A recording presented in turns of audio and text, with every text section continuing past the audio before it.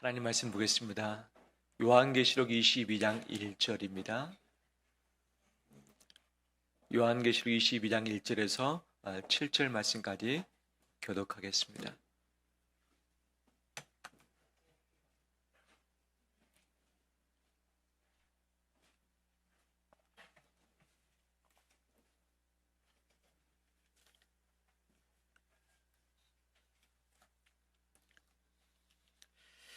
또 그가 수정같이 맑은 생명수의 강을 내게 보이니 하나님과 및 어린 양의 보좌로부터 나와서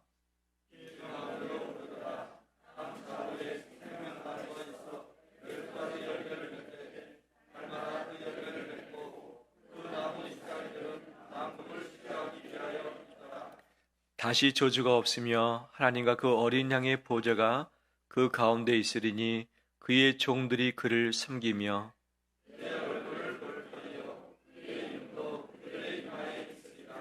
다시 밤이 없겠고 등불과 햇빛이 쓸데없으니 이는 주 하나님이 그들에게 빛이심이라. 그들이 세세토록 왕 노릇 하리로다.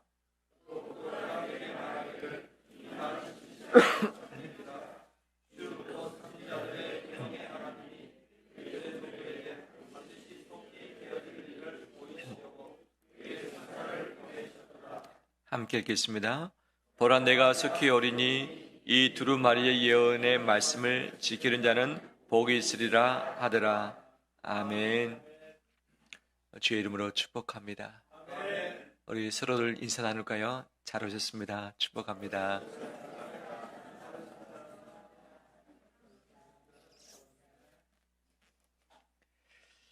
지금 만약에 누군가가 내게 선물을 준다면 어떤 선물을 받기를 원하십니까?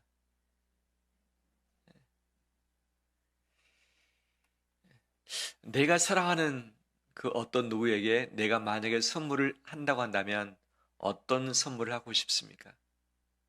내 옆에 있는 분의 얼굴을 한번 볼까요? 다른 옆에 있는 분에게 어떤 선물을 하고 싶은지, 또는 옆에 있는 분에게 어떤 선물을 받고 싶은지 있잖아요. 혹시 예배 마칠 때까지 이것이 생각난다면 예배 마치고 나서 꼭 말씀해 주세요. 오늘 서로 말씀 나눈 것은 서로 간에 이루어지도록 애를 써보깁니다. 예, 한 번만 네 하셨어요. 예. 자, 우리는 선물 받기를 참 좋아하고 또 선물 주는 것도 행복해 합니다. 선물 받은 사람이 더 행복할까요? 선물 주는 사람이 더 행복할까요? 그렇죠. 우리 알고 있습니다. 선물 받는 것도 행복이지만 주는 것 또한 더 큰 행복 아니겠습니까? 그런데 선물을 잔뜩 기대했는데 받아봤는데 내가 원치 않는 선물을 받았어요. 어떻습니까? 내가 원했던 옷은 이런 디자인의, 이런 소재의, 이런 색깔의 옷이었는데 내가 받은 것은 정반대의 옷이에요. 마음에 실망감이 있을 수 있잖아요. 이것을 환불할 수도 없고 또 이 제품을 바꿀 수도 없다면 그냥 입어야 되는 것 아니겠어요? 근데 가면 갈수록 입는 빈도가 작아지고 이것이 옷장에 그대로 걸려 있을 수 있는 가능성이 참 많이 있다. 그렇기 때문에 선물 줄 때는 옷을 주지 말고 무엇을 주라?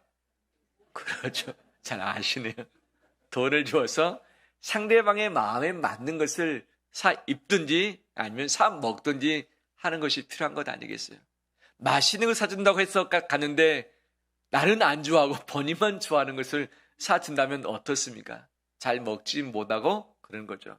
차라리 내게 선택권을 주든지 아니면 돈을 주어서 이것을 사 먹게 하는 것이 요즘에 있어서 선물의 또 선택의 특징 아닌가 생각이 되어집니다. 우리 부모님이 가장 좋아하는 선물은 무엇이다? 돈인. 우리 자녀들이 가장 좋아하는 선물은 무엇이다?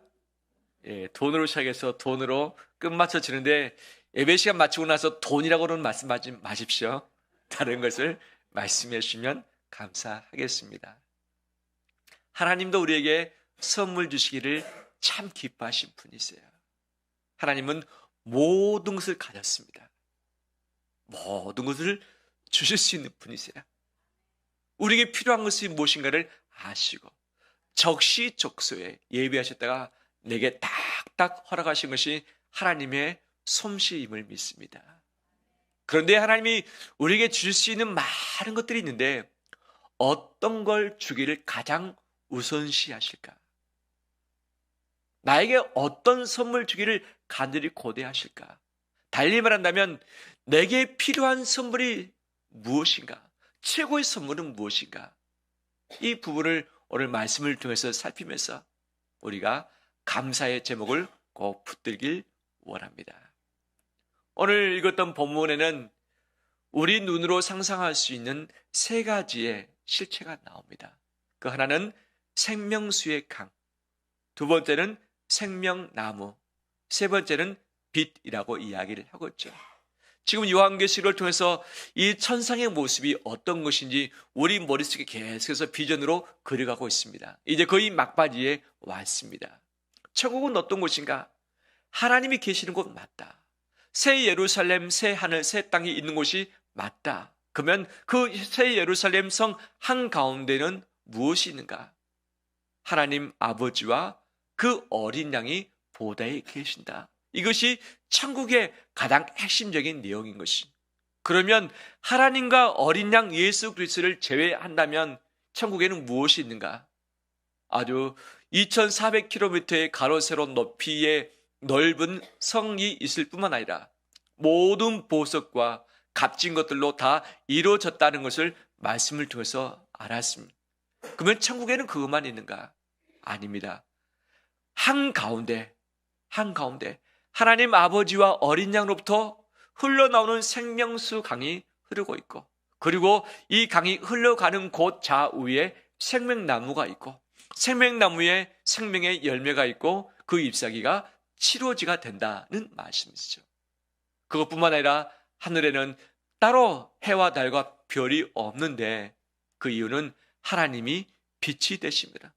그 빛이 비추니까 사람들이 그 빛 가운데 행할 수 있고, 빛이 있는 동안에는 성벽에 문이 있는데 문을 닫지 않는다. 하나님의 새 예루살렘 성에 문이 몇 개가 있습니까?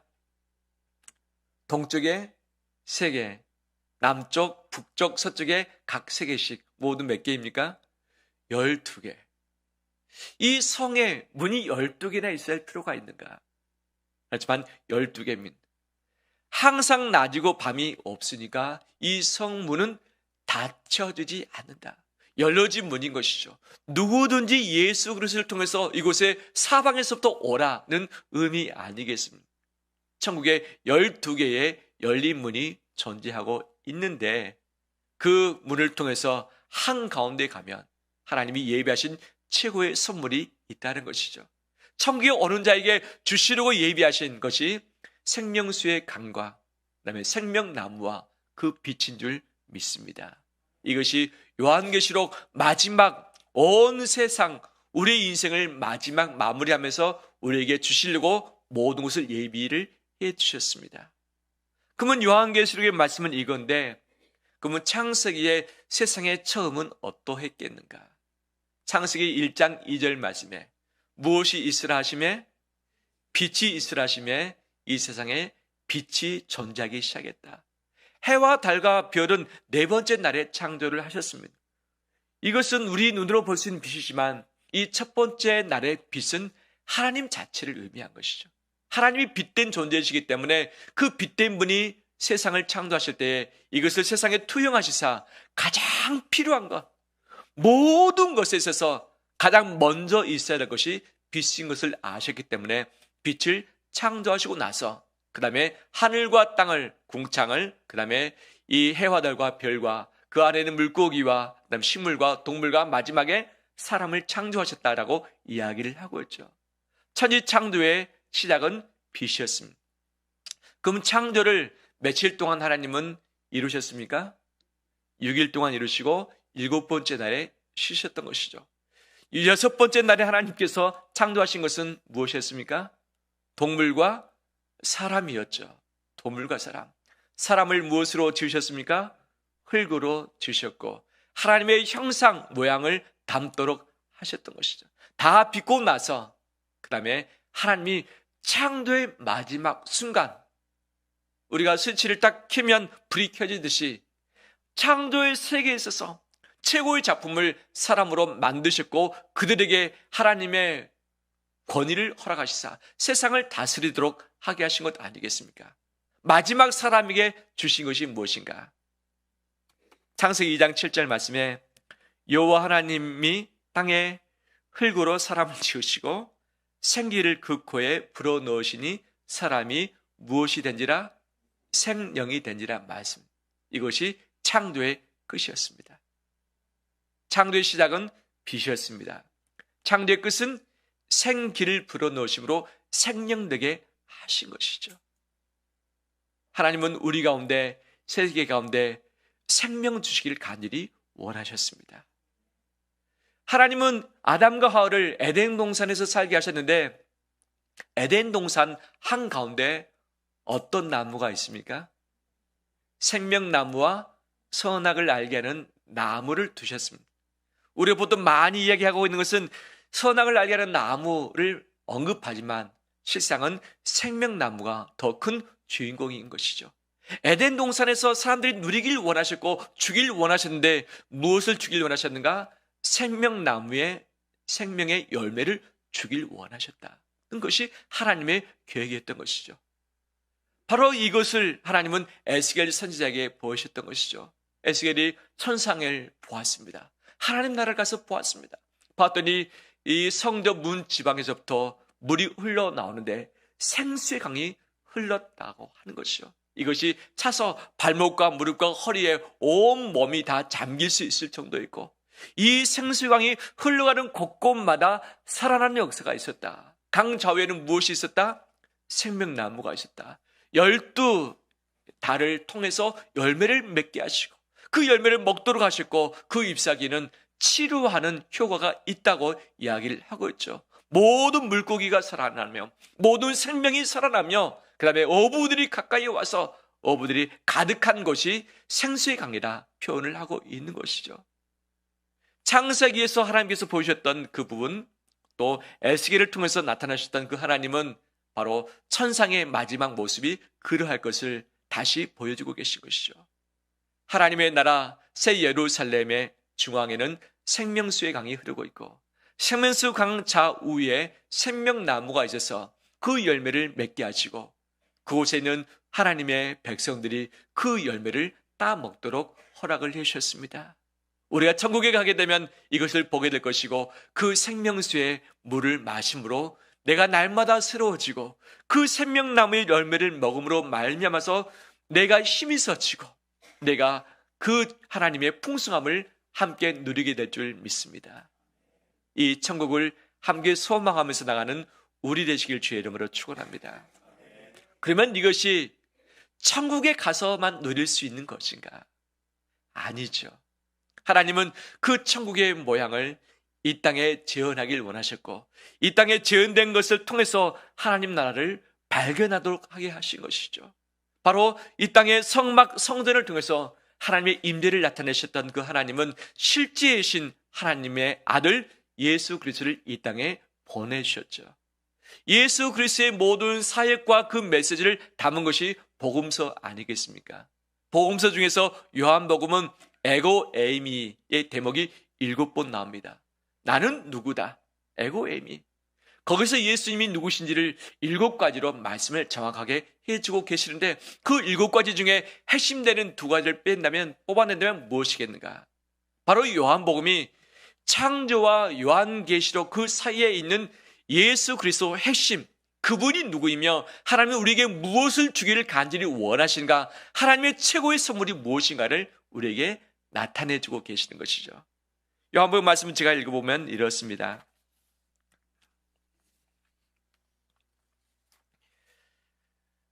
요한복음 1장 4절 말씀에 보면 그 안에 생명이 있었으니 이 생명은 사람들의 빛이라 말씀하시고 나는 생명의 빛이다. 세상의 빛이라 말씀하셨죠.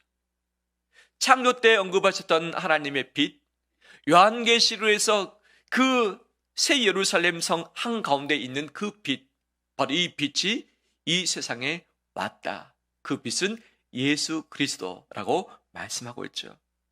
요한복음 6장 35절 말씀 보면 예수께서 이르시되 나는 생명의 떡이니 내게 오는 자는 결코 줄이지 아니할 터요 나를 믿는 자는 영원히 목마르지 아니하리라 말씀하시면서 예수님이 생명의 떡이라고 말씀하시죠. 요한복음 11장 25절 예수께서 이르시되 나는 부활이요 생명이니 나를 믿는 자는 죽어도 살겠고, 요한복음 14장 6절 말씀 예수께서 이르시되 내가 곧 길이요 진리요 생명이니 나로 말미암지 않고는 아버지께로 올 자가 없다고 말씀해 주셨습니다.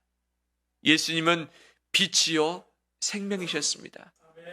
그 빛과 생명 되신 예수님이 이 땅에 오시사 아직 천국의 삶을 누려보지 못한 자들에게 천국의 삶을 맛볼 수 있도록 우리에게 허용을 해 주셨습니다.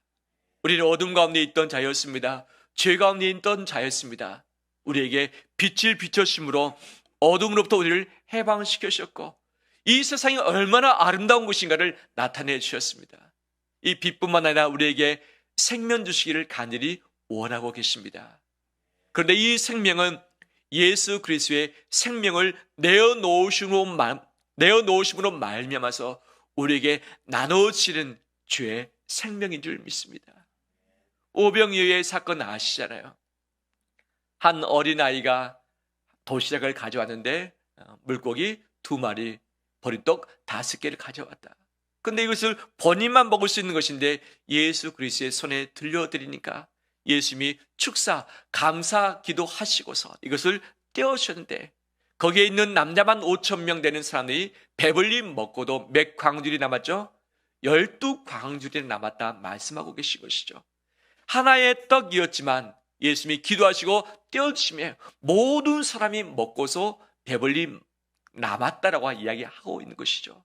예수님은 이 땅에 오신 생명의 떡이셨습니다. 생수셨습니다. 예수님은 자기의 몸을 찢어서 십자가에서 나누어서 바로 희생양, 어린 양의 고기를 먹게 하셨고 그 고기를 먹은 자마다 생명을 누리게 하셨습니다. 예수님은 우리에게 피를 흘려주심으로 우리에게 생수를 허락하신 것이죠.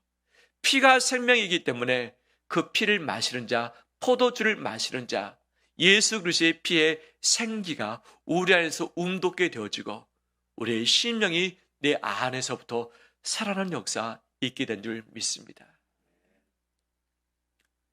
지난 주간에 교회에서 안전교육을 받았습니다.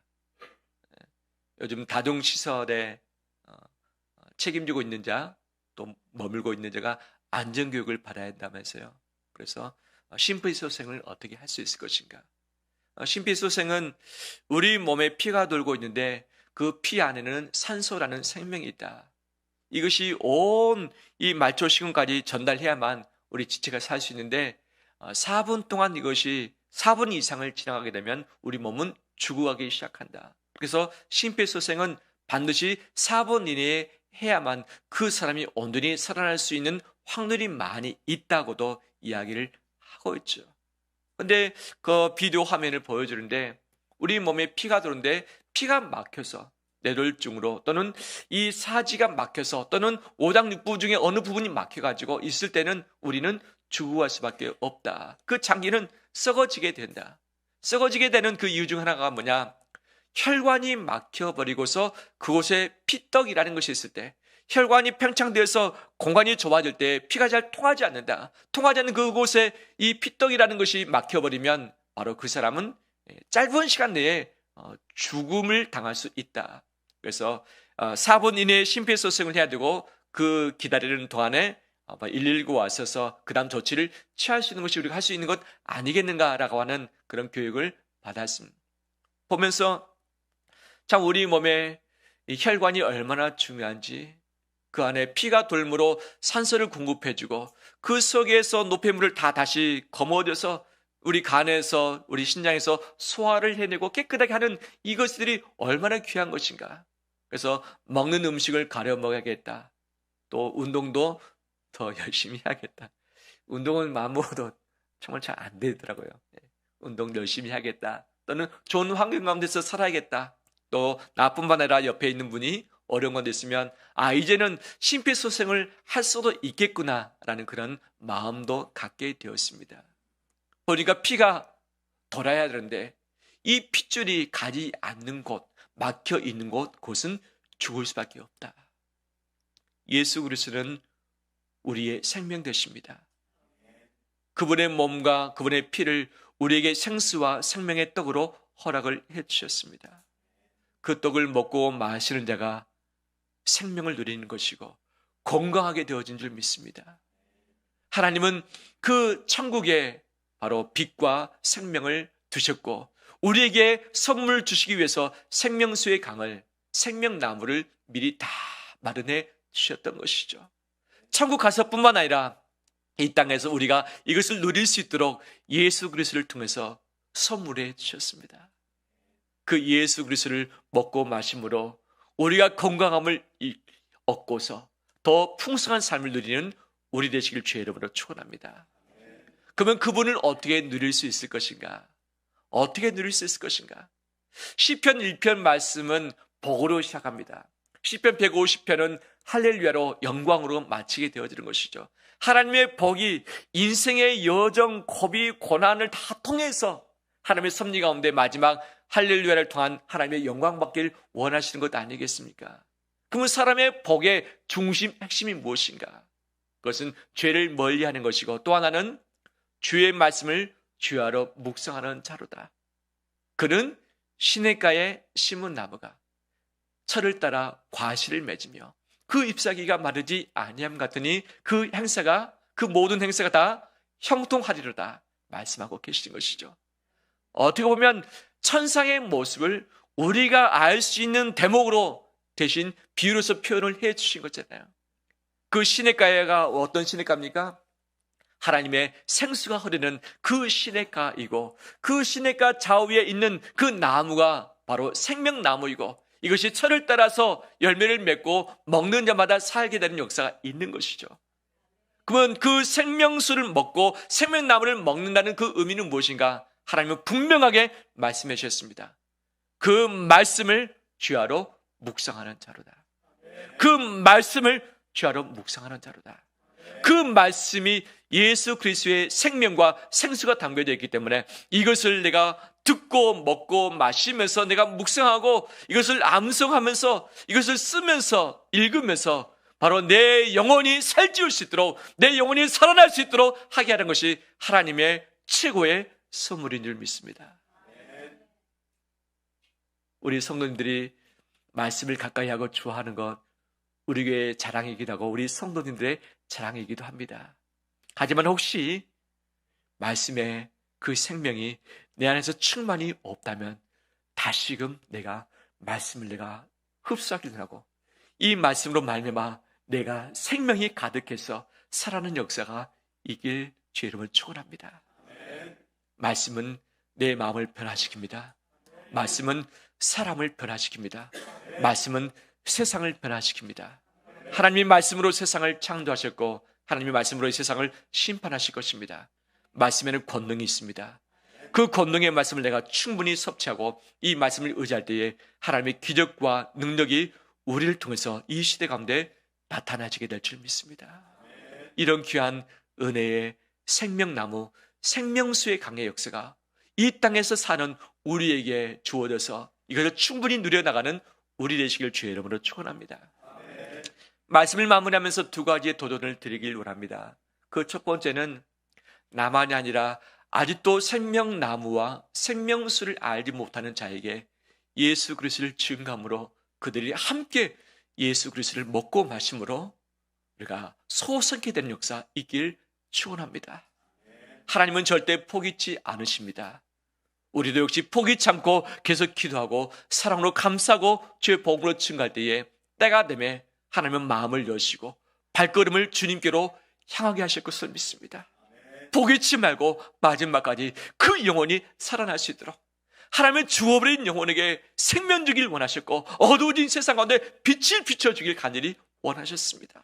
이 빛을 주시고 생명 주시는 그 하나님의 선물을 함께 나누면서 주변인에게도 이 생명 누릴 수 있도록 선물하는 우리 되길 주의 이름으로 축원합니다. 두 번째 도전은 이것입니다. 하나님은 아담과 하와를 이 세상에 두셨고 생육하고 번성해서 땅에 충만하고 땅을 다스리라, 땅을 보존하라고 말씀을 하셨던 것이죠. 그런데 이 세상이 사람의 욕심과 죄로 말미암아 많이 망가지고 오염이 되어지고 균형이 깨지고 기후의 위기가 생기고 지진이 나면서 공해 가운데 어려움 가운데 있는 것이죠. 분명히 생명이 잘 살 수 있는 여건을 선물해 주셨지만 우리 인간의 미련함과 욕심이, 죄성이 이것을 망가뜨려서 생명이 살 수 있는 환경이 안 되고 이 안에 살아가는 많은 자들이 아픔 가운데 시달리고 있습니다.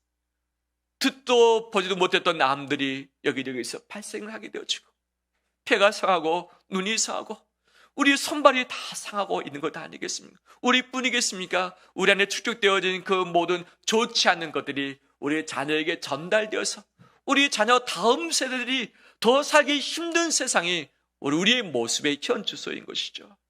하나님이 우리에게 만드셔서 선물해 주신 이 세상을 하나님의 지혜를 가지고 보존하며 잘 갖고 가길 간절히 원합니다. 더 이상 기후의 위기가 더 지속되지 않도록, 이 세상의 모든 균형이 깨져지지 않도록 생명이 살아갈 수 있는, 건강함을 얻을 수 있는 그런 생태 환경을 함께 만들어가길 간절히 원합니다. 어떻게 할 것인가는 이미 매스컴을 통해서 또 정부의 지침을 통해서 이미 사회운동을 통해서 이미 듣고 알고 있습니다. 이것이 잘 실천되는가? 잘 되지 않습니다. 왜? 이것들은 뭐하고 연관이 되는가? 대부분이 우리의 편리함과 연관이 되어지는 것이죠. 편리함을 위해서 쓰여지는 많은 것들이 에너지와 관련된 부분이고, 에너지가 쓰여지는 곳곳마다 바로 이 탄소의 중립의 균형이 깨져버리고 기후의 위기가 생겨지고 이 세상을 살아가는 이 모든 생태 환경이 바로 오염이 되어져서 그 안에 있는 생명체가 몸부림치면서 살 수밖에 없는 현실이 되어져 버린 것이죠. 우리의 편리함을 줄인다면, 내가 불편함을 감수한다면 이 속도를 좀 줄일 수 있을 것이고, 우리 다음 세대에게도 하나님이 주고자 원하셨던 빛과 생명, 우리도 역시 다음 세대에게 빛과 생명을 선물하며 남겨주는 우리 삶 되시기를 주의 이름으로 축원합니다.